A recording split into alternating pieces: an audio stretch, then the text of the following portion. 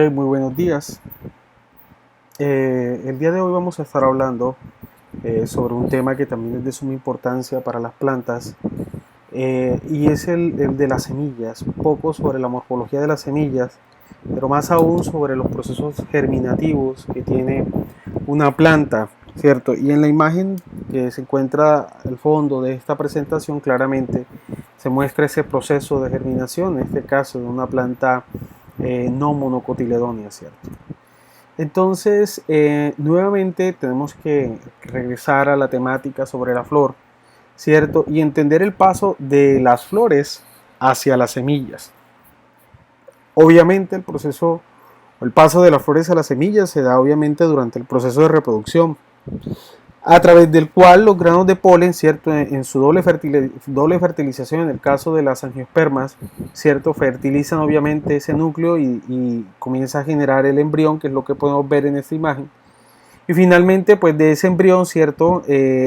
Vamos a tener, se va a crecer alrededor de él la semilla, desde este óvulo que vemos en la parte superior.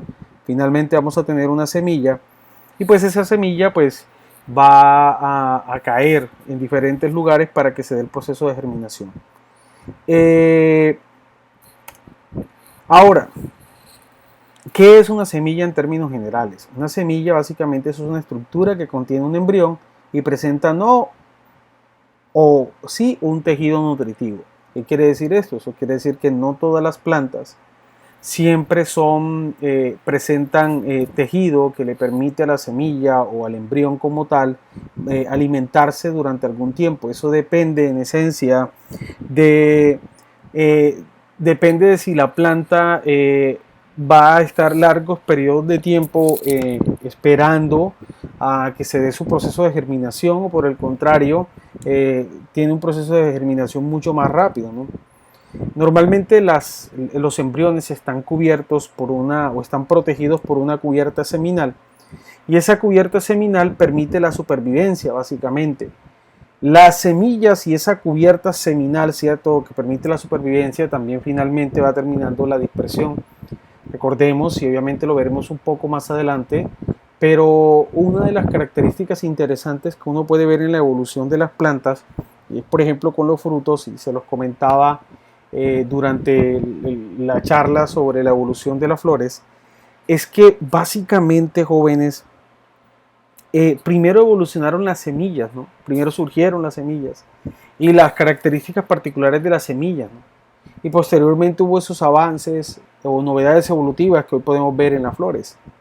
Y parte de esas novedades evolutivas que podemos ver en las semillas, con esa cubierta seminal o con el endocarpo, en el caso del fruto, etcétera, ¿cierto? Endocarpo, exocarpo, y toda esa coloración muy particular que puede llegar a tener un fruto, simplemente tiene la función principal de ser dispersado, ¿no? Esa es su función, poder ser dispersados.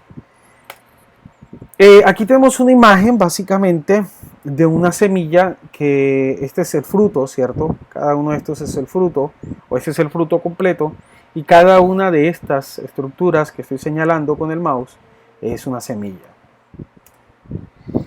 Básicamente el origen de la semilla, pues obviamente las semillas surgen de los ovarios de una planta durante el proceso de fecundación, nuevamente ese proceso de doble fecundación, ¿cierto? En el cual vamos a tener que se va a fecundar en esencia el núcleo reproductivo de la planta, ¿cierto? O del óvulo, y con base en eso surge el nuevo embrión. A través de ese proceso lo que vamos a ver básicamente es el crecimiento de un cigoto, ese huevo fecundado, que es lo que podemos ver en esta imagen. Ese huevo, ese cigoto fecundado y estos que están acá que finalmente van a formar la estructura que sirve para alimentar a la semilla. Y finalmente tenemos a la semilla, se comienza a generar el embrión y aquí como les he venido hablando en diferentes clases, el grupo de las no monocotiledóneas, es decir, donde se encuentran las magnólidas, las plantas basales y las eudicotiledóneas, pueden tener esta característica principal, ¿no? Acá vemos, por ejemplo, los espermos de los cotiledones, estos son los dos cotiledones, y toda esta estructura son la parte del endospermo que fue fecundado en el proceso de doble fertilización. Y aquí vemos como tal el embrión, ¿cierto? Que es este que tenemos acá. El embrión como tal, si lo podemos mirar en esta imagen o en esta imagen, está dividido básicamente en el epicótilo, que son básicamente la parte donde van a crecer los foliolos, y tenemos la radícula, que es donde va a crecer la radícula o las raíces pequeñas, y el hipocótilo, que es la parte del embrión que se encuentra por debajo de esas pequeñas hojas, ¿no? Que es lo que podemos ver en estas dos imágenes sin ningún problema. Este es el caso de un embrión de una monocotiledonia, solamente hay un cotiledón. La estructura del embrión es básicamente similar. Tenemos la radícula, el epicótilo, el hipocótilo, ¿cierto? Obviamente el surgimiento de un solo cotiledón, que es esa hoja embrionaria que vemos inicialmente en las plantas, ¿no? Entonces esta es la estructura general de una semilla. Esto que vemos acá es la coraza o la carcasa de la semilla. Lo mismo que vemos aquí, todo esto es el endospermo, que es esa estructura que surge de la doble fertilización y que sirve para que el embrión se pueda alimentar.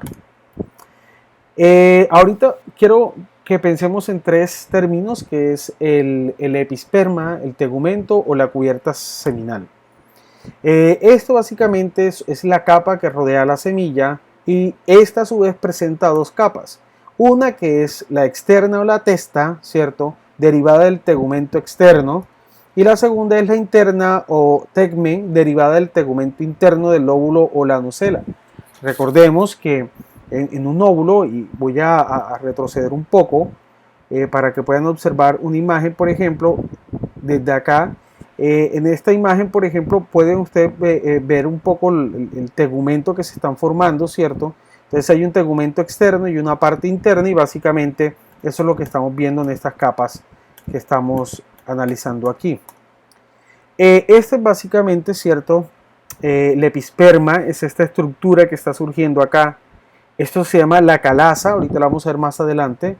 Y esta es una pequeña ilustración de cómo se va a generar esa testa externa y ese tegmen interno, ¿no? Aquí vemos, por ejemplo, el episperma, recuerden, dividido en la testa, que es la parte externa, y la parte interna, que es esta. Ese es el endosperma. Aquí tenemos el embrión y aquí tenemos un arilo. El arilo es una sustancia que, por ejemplo, muchos frutos que son dehiscentes pueden presentar, ¿no? Y que obviamente van a servir para atraer a los dispersores como aves, por ejemplo. Aquí tenemos una ilustración donde se muestra el crecimiento en términos generales de cómo se genera el crecimiento celular de estos tejidos. ¿La función cuál es? La función del episperma básicamente es la de proteger a la semilla del medio ambiente, pero también funcionan o favorecen el proceso de absorción del agua. Recordemos que las semillas, a pesar que las semillas pueden caer en el suelo, ellas cuando llueve tienen la posibilidad de absorber agua, y ese proceso de absorción de agua es lo que hace que la semilla termine germinando. Y el endospermo, por otra parte, pues el endospermo es el tejido de almacenamiento originado a partir de la fusión de uno de los núcleos espermáticos con dos o más núcleos polares del saco embrionario. Recordemos que es un proceso de doble fertilización que vemos en las angiospermas, una fertilización que se da literalmente con el huevo, ¿cierto? Ese huevo que termina volviéndose el cigoto, que es cuando ya se une obviamente el esperma o el núcleo masculino con el núcleo femenino de la planta. Y por el contrario tenemos otra fertilización de otros núcleos, que son los núcleos polares. Esos núcleos polares finalmente van a dar como resultado al endospermo.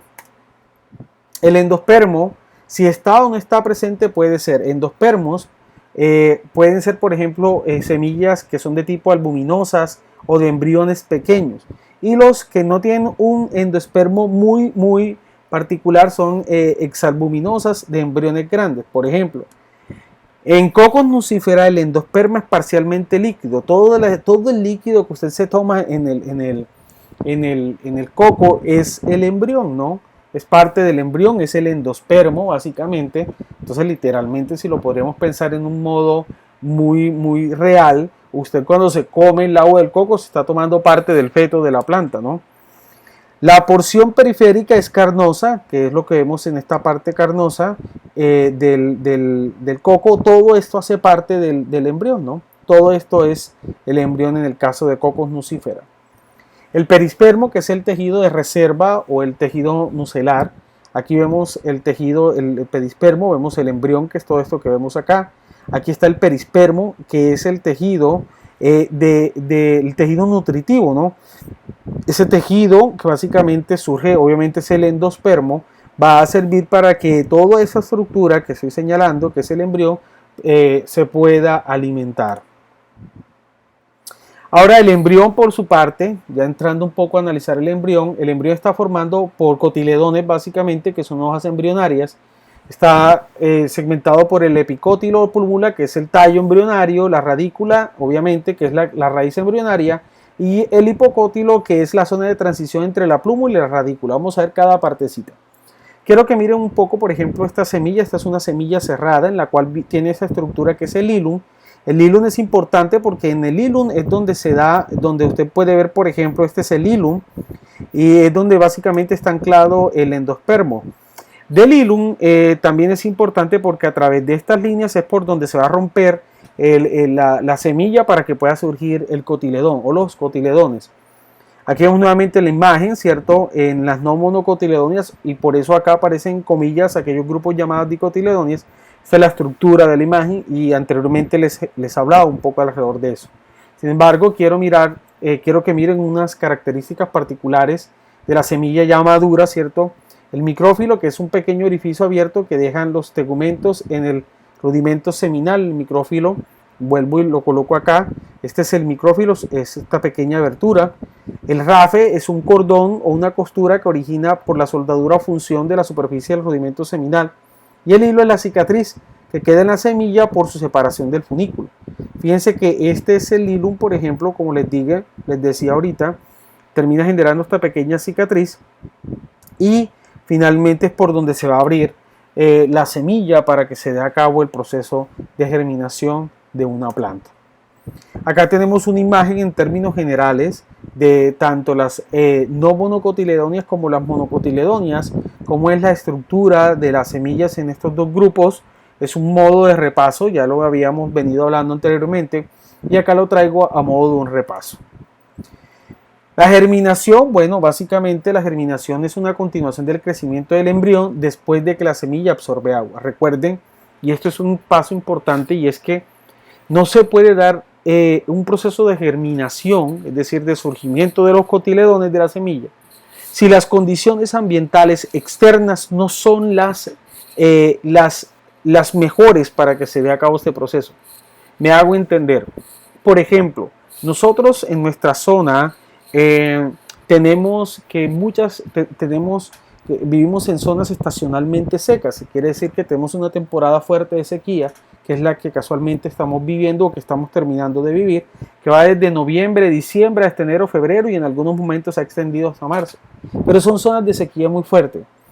Y lo que uno puede notar, por ejemplo, en muchos grupos taxonómicos de esta región, que es bosque seco tropical, es que muchas especies de plantas florecen al final de la época de sequía, ¿cierto? Y obviamente generan o fructifican terminándose la época de sequía. Y en esta época particularmente es donde muchos de ellos comienzan a botar sus semillas o a ser dispersadas por diferentes agentes dispersores como mamíferos o aves. Y fíjense que en este proceso es interesante notar, por ejemplo, que la planta es coincidente, los eventos de germinación de una planta son coincidentes con el proceso de la caída del agua. ¿Por qué? Porque la planta requiere que la semilla requiere de la presencia de agua para su germinación. Ahora, hay un periodo en el que la semilla cae al suelo, pero no cae agua, pero la semilla se mantiene. Ese periodo es llamado un periodo de inactividad relativa, llamado letargo o mecanismo de reposo. Ese letargo o mecanismo de reposo es un proceso mecánico fisiológico que impide el crecimiento del embrión en condiciones no apropiadas como tal. Por ejemplo, la presencia de embriones rudimentarios, fisiológicamente inmaduros, no suficientemente desarrollados para la germinación. Entonces, ¿qué sucede? En este caso, por ejemplo, hay un letargo en el que la semilla espera un tiempo a que caiga agua y comienza el proceso de maduración del embrión para no tener un desgaste, y luego con el agua, ¿cierto?, comienza a crecer. ¿Qué es lo que a mí particularmente me genera mucha tristeza con el proceso de cambio climático? Y es que hay lluvias que son dispersas, las lluvias no son continuas. Entonces tenemos una pequeña llovizna que le cae básicamente a las semillas que están dispersas en el suelo. La semilla asume que ya viene la temporada de sequía y comienzan a germinar, pero lo que vienen son 5 o 6 días posteriores de sol en el cual no hay lluvia y la planta se ve perjudicada completamente. Y es cuando vemos, por ejemplo, que llueve y en esta zona y de repente vemos un montón de plantitas verdes otra vez creciendo, lo vemos todo rejuvenecer, volverse verde, ¿cierto? Pero desafortunadamente sigue la sequía y las plantas se mueren. Otro caso es cuando la cubierta seminal es muy dura e impide la entrada del agua necesaria para la germinación.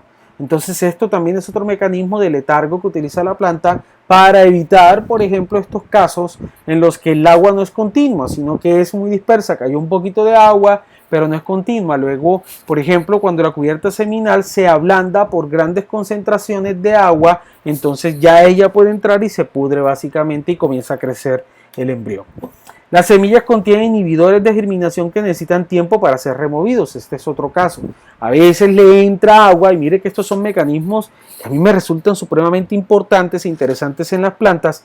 Y es que fíjense que las plantas literalmente están empleando mecanismos o estrategias para evitar esos procesos a través de los cuales hay una pequeña llovizna, ¿cierto? Y luego lo que tenemos es básicamente un proceso de letargo. Cayó agua, pero la planta también tiene estrategias para evitar que esa pequeña cantidad de agua no haga que germine. Muchas lo tienen, otras carecen de esta novedad evolutiva. Ahora, el proceso de germinación, obviamente tenemos un proceso de inhibición, que es el proceso de absorción de agua, de imbibición, perdón, que es el proceso de absorción de agua que permite, básicamente, ablanda la testa y la hace permeable al oxígeno. Se acelera el proceso de respiración y luego hay un proceso de digestión completa de los nutrientes que quedan en el endospermo y con base se generan nuevos o se sintetizan nuevos compuestos orgánicos que finalmente sirven para el crecimiento y el surgimiento de los cotiledones. Este es un proceso que se conoce como germinación epígea y se llama germinación epígea porque surge por encima de la tierra, ¿no? Básicamente esto es lo que estamos viendo, esta es la raíz, comienza a crecer primero la radícula se ancla, comienza a crecer literalmente, el resto de los cotiledones se rompen y crecen las hojas. Tenemos un proceso de germinación que es hipogea, que se da directamente desde el interior de la tierra. Nosotros nunca vamos a ver las semillas, lo que vamos a ver básicamente son las hojas primordiales o los cotiledones salir, pero no vamos a ver las semillas. Y eso básicamente, jóvenes, es toda la parte de germinación. Les voy a dejar un pequeño artículo para estudiar un poco el proceso evolutivo de la germinación, pero también para entender un poco los procesos de dispersión de las semillas o de los frutos para tener un contexto mucho más general y más importante.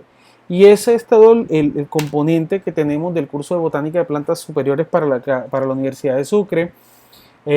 Cualquier pregunta, por favor, como siempre, no duden en hacerla al grupo. Muchas gracias.